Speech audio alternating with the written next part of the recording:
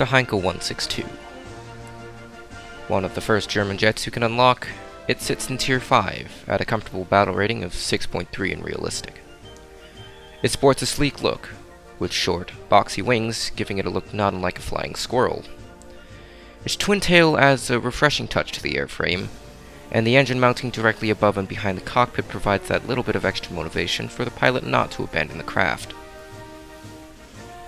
Its cannons are mounted just behind the nose, on the underbelly of the craft, offering superior accuracy and gun convergence.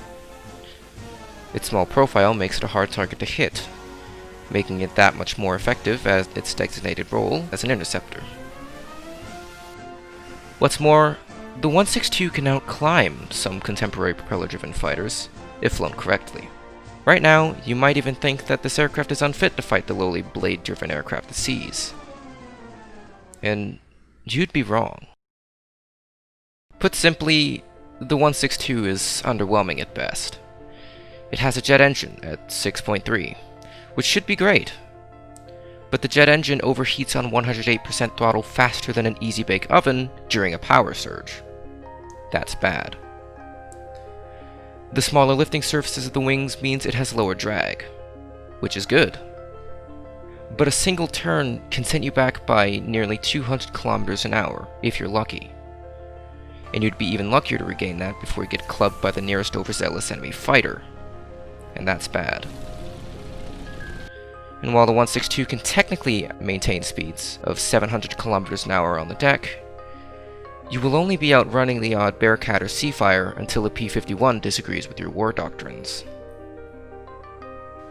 Although it might be able to outclimb some of its competition, the 162 isn't much better than your average propeller-driven aircraft. Sure, it has the advantages of a jet fighter, with rather linear acceleration throughout low to mediocre airspeeds, and amazing dive potential.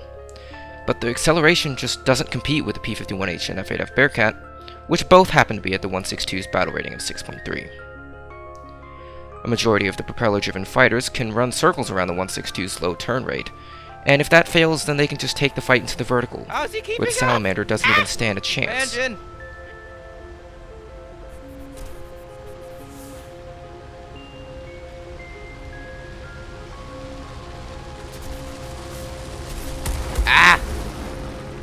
And we haven't even talked about getting in up tier, and facing jets that are actually competent. The sad truth is that any half-decent jet like the F-80 or F-3D will absolutely fold the 162 in every aspect. So in the end, why even bother with the 162? Why even bother with this inferior piece of engineering? Well, as weird as it is, I like this plane. A lot. Sure, it's incredibly subpar, but there's just something so novel about being the underdog. It adds that extra satisfaction to each and every kill. I've managed to go 22-8 with the 162, and this doesn't speak to the plane's ability to do work. Instead, each game I've had to play much more cautiously than I would normally, passing up easy kills in favor of surviving and avoiding that 13,000 repair cost.